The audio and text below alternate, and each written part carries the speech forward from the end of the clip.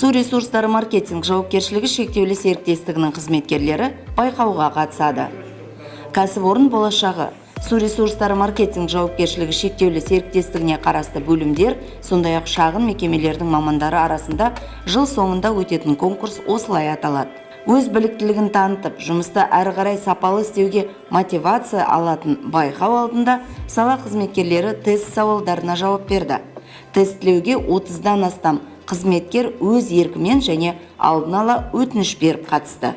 Тесттен үздік өткендер екінші этапқа барады. Ол жерде комиссия сіздердің білімдеріңізді көріп, баға береді. Содан кейін сол комиссияның шешімімен үздік 3 адамға беретін сыйлықтарымыз бар. Оны белгіленген. Бірінші орынға 300 мың, 200 мың, екінші орынға, үшінші орынға 100 мың теңгеден.